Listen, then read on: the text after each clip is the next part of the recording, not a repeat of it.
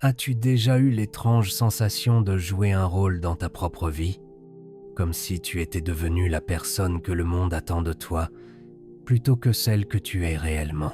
Tu portes un nom, un métier, une histoire, des souvenirs. Tu dis, voilà qui je suis. Mais si tout cela n'était qu'une façade, si l'image que tu as de toi-même n'était qu'un personnage construit au fil des années, le philosophe Alan Watts proposait une idée déroutante. La plupart des gens passent toute leur vie à défendre une identité qui n'est pas vraiment la leur. Nous nous identifions à nos pensées, à nos rôles sociaux, à notre passé, et nous croyons que c'est notre véritable moi. Mais voici la question troublante. Et si la personne que tu crois être n'était qu'un rôle que tu joues sans même t'en rendre compte? Dans cette vidéo, nous allons explorer une vérité profonde qui pourrait changer ta façon de te voir et peut être te rapprocher de ton vrai moi. Nous vivons dans un monde qui nous encourage à nous définir par des étiquettes. Ton nom, ton métier, ton statut, tes diplômes. Dès l'enfance, on nous dit qui nous devons être, comment agir, quoi ressentir. Petit à petit, nous construisons un ego, une image de nous-mêmes basée sur ces critères externes, plutôt que sur ce que nous sommes réellement. Cette identité construite agit comme un masque. Elle nous fait croire que nous sommes cette personne, le rôle que nous jouons dans la société, alors qu'en réalité, elle n'est qu'une collection de croyances, d'habitudes et de réactions apprises. Nous acceptons souvent ces limites sans questionner leur authenticité, pensant que notre valeur dépend de ce que nous possédons ou de ce que les autres pensent de nous. Le problème est que cette illusion crée un fossé entre le moi réel et le moi perçu. Nous passons notre vie à essayer de défendre ce rôle, à l'améliorer, à le protéger et souvent à nous comparer aux autres. Pourtant, derrière ce personnage se cache quelque chose de beaucoup plus vaste et profond, une identité libre de tout conditionnement, qui ne peut être définie par des mots ou des titres. Comprendre cette illusion est le premier pas pour découvrir ton vrai moi, au-delà des masques imposés par la société et l'ego. Selon Alan Watts, la majorité des gens vivent en identifiant leur existence à un faux moi, une construction mentale qui semble solide mais qui est en réalité illusoire. Cet ego, cette identité artificielle, n'est pas toi.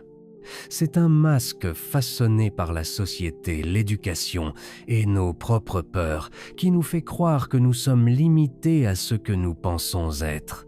Watts insistait sur le fait que cette illusion est la cause de la plupart de nos souffrances. Stress, anxiété, sentiment de vide, sentiment d'inadéquation. Pour Watts, le véritable moi ne peut pas être défini par des mots, des titres ou des rôles. Il est fluctuant, vivant et en constante transformation. Ce n'est pas quelque chose que l'on possède ou que l'on contrôle, c'est plutôt une expérience de l'existence elle-même. Ainsi, l'ego n'est pas seulement faux, il est une barrière qui nous empêche de percevoir la réalité telle qu'elle est.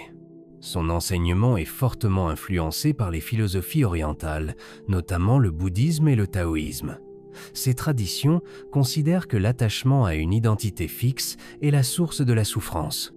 La vie ne peut être pleinement vécue qu'en reconnaissant que tout, y compris le soi, est en mouvement constant et interdépendant. Alan Watts comparait souvent le moi à un acteur sur scène. Il semble réel pour l'audience, mais en vérité, c'est le jeu de la vie qui s'exprime à travers lui. Comprendre cette perspective transforme notre vision de soi. Au lieu de s'accrocher à un personnage, nous commençons à expérimenter la liberté d'exister au-delà des limites imposées par l'ego, en vivant pleinement le moment présent, conscient de notre nature profonde et de notre connexion à l'univers. Cette prise de conscience est le point de départ pour découvrir ton vrai moi, libre des illusions. Nous croyons être ce personnage parce que dès notre naissance, nous sommes plongés dans un système qui nous façonne. L'éducation joue un rôle central. On nous apprend quoi faire, quoi penser et même comment ressentir. On nous dit ce qui est bien ou mal, ce qui est acceptable ou honteux. Ces messages se gravent dans notre esprit et deviennent la base de notre identité apparente. Ensuite, les attentes sociales renforcent ce rôle. Famille, amis, école, médias, Tous nous poussent à correspondre à un modèle. Chacun a sa propre image de ce que tu devrais être, et inconsciemment, tu t'adaptes pour être accepté. Si tu t'écartes trop, tu risques la critique, le rejet ou la solitude. Ainsi, nous adoptons ce personnage comme un bouclier, une manière de naviguer dans le monde en toute sécurité. Le besoin d'appartenance est également puissant. Être reconnu, aimé, intégré fait partie de notre survie sociale. Nous nous identifions à des rôles, des groupes ou des titres pour nous sentir connectés aux autres. Ce besoin est naturel, mais il nous entraîne souvent à sacrifier notre authenticité pour correspondre à l'image attendue. Enfin, il y a la peur d'être différent. S'écarter du personnage socialement accepté peut créer de l'anxiété, de l'isolement, voire un sentiment d'échec. Par peur de la solitude ou du jugement, nous continuons à jouer ce rôle, souvent sans même nous en rendre compte. Tous ces facteurs éducation, attente, appartenance, peur forment un cercle invisible qui nous convainc que nous sommes ce personnage. Pourtant, en prenant conscience de ces influences, nous pouvons commencer à distinguer le moi réel du moi imposé et ainsi ouvrir la porte vers la découverte de notre vrai soi. Lorsque nous nous identifions à ce faux moi, les conséquences se manifestent dans presque tous les aspects de notre vie quotidienne. L'une des plus visibles est un stress constant.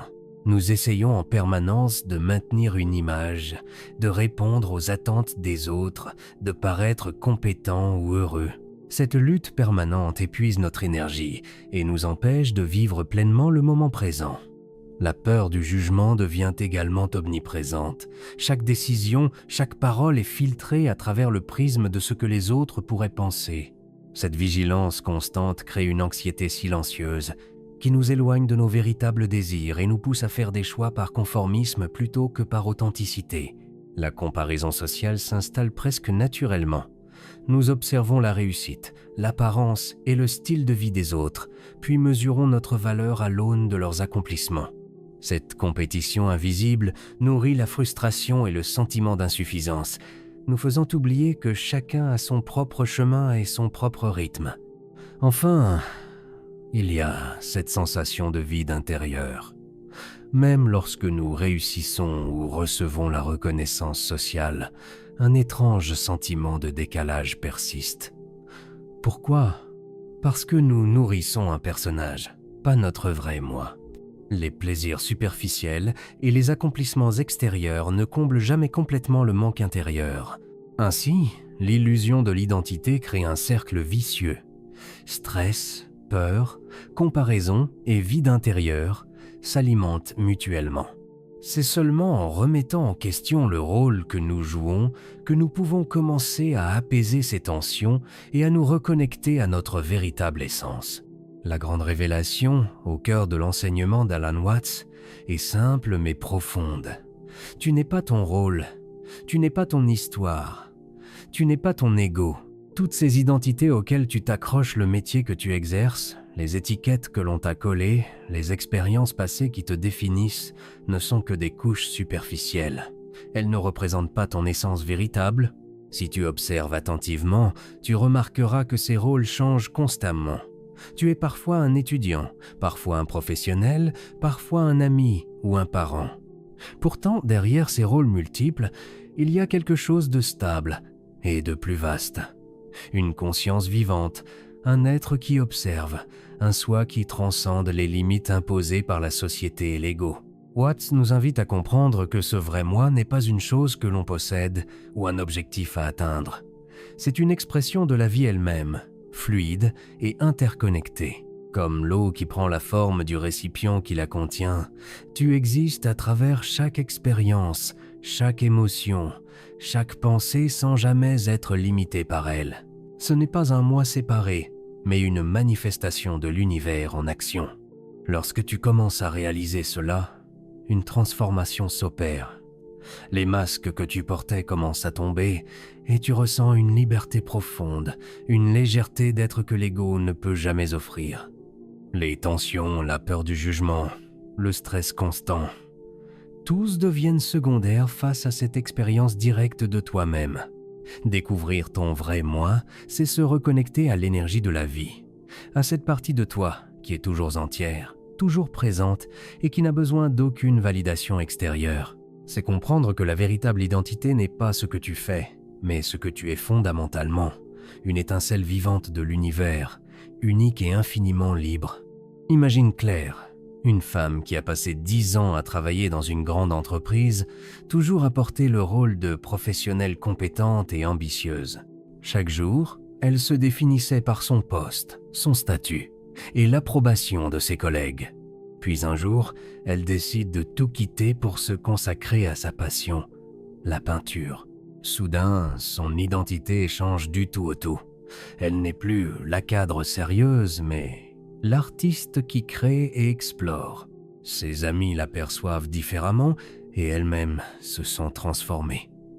Pourtant, si l'on regarde attentivement, le vrai Claire n'a jamais changé. Ce qui a changé, ce sont les rôles et les masques qu'elle portait. Son essence, sa conscience, sa capacité à ressentir, à créer et à vivre pleinement reste la même. Cet exemple montre que le moi n'est pas fixe. Il est fluide, adaptable et indépendant des étiquettes que nous adoptons ou rejetons. Chaque expérience, chaque rôle n'est qu'une expression différente de ton vrai soi. Comprendre cela nous aide à lâcher prise sur l'illusion du personnage et à ressentir la liberté d'être simplement nous-mêmes, sans pression ni jugement. Découvrir ton vrai moi commence par l'observation de tes propres pensées. Au lieu de t'identifier automatiquement à chaque idée ou jugement qui surgit, prends un moment pour simplement les observer. Remarque comment elles apparaissent et disparaissent, sans forcément les considérer comme une partie essentielle de toi. Cette pratique simple crée un espace entre toi et ton ego et te permet de distinguer le personnage du vrai soi. Ensuite, il est essentiel de prendre du recul sur l'ego. Chaque fois que tu sens la peur, l'anxiété ou la colère surgir, demande-toi « Est-ce que cela vient de mon vrai moi ou du rôle que je joue ?» En reconnaissant ces mécanismes, tu commences à réduire le pouvoir des attentes sociales et des croyances limitantes et à comprendre que ton identité n'est pas figée. Enfin, apprends à vivre dans le moment présent. L'ego se nourrit du passé et de l'avenir regret, remords, ambition, inquiétude. Mais ton vrai moi n'existe que dans l'instant. Prends conscience de tes sensations, de ta respiration, des petites expériences de chaque journée. Même un simple moment de pleine attention peut te reconnecter à la vraie essence de ton être. En combinant observation, recul et présence, tu commences un chemin vers la liberté intérieure, une vie plus authentique où tu n'es plus prisonnier de l'illusion de l'ego. Petit à petit, tu découvriras que ton vrai moi est toujours là, silencieux, vivant et complet, prêt à se révéler dès que tu arrêtes de t'accrocher au masque que tu portes. En résumé, tout ce que nous croyons savoir sur nous-mêmes, nos rôles, nos étiquettes, nos histoires passées, n'est souvent qu'une illusion créée par l'ego. Nous nous identifions à ce personnage social pour être accepté, protégé ou valorisé, mais derrière ce masque se cache notre vrai moi, libre et intemporel. Comme l'a souligné Alan Watts, nous ne sommes pas limités par nos pensées, nos titres ou nos expériences. Chaque rôle que nous jouons n'est qu'une expression passagère de notre conscience profonde. En d'autres termes, tu n'es pas la personne que tu crois être. Tu es bien plus vaste que ça. Reconnaître cette vérité est le premier pas vers une vie plus authentique, plus libre et profondément connectée à l'essence de ce que tu es réellement. Comme le disait Alan Watts, vous n'êtes pas une goutte dans l'océan. Vous êtes l'océan tout entier, avec une goutte en vous. Cette phrase nous rappelle que notre véritable essence ne peut pas être confinée à un rôle, un titre ou une histoire personnelle. La vie devient profondément différente lorsque nous réalisons que nous sommes plus vastes et plus libres que les limites que nous nous imposons.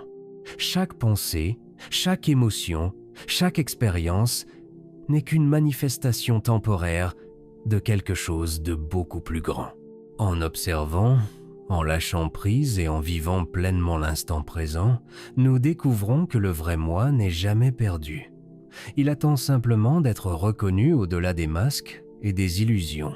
Alors maintenant, je veux savoir, quand as-tu réalisé que tu jouais un rôle dans ta propre vie? Partage ton expérience dans les commentaires car chaque prise de conscience est unique et peut inspirer les autres à explorer leur vrai moi. Si cette vidéo t'a fait réfléchir et t'a aidé à voir au-delà des masques que nous portons, abonne-toi à la chaîne pour recevoir plus de contenu sur la philosophie, la psychologie et les enseignements d'Alan Watts. Et n'hésite pas à partager cette vidéo avec quelqu'un qui pourrait se sentir piégé dans son propre rôle ou qui cherche à se reconnecter à son vrai soi. Ensemble, nous pouvons créer un espace de réflexion et de liberté où chacun peut découvrir qu'il est bien plus vaste que ce qu'il croit.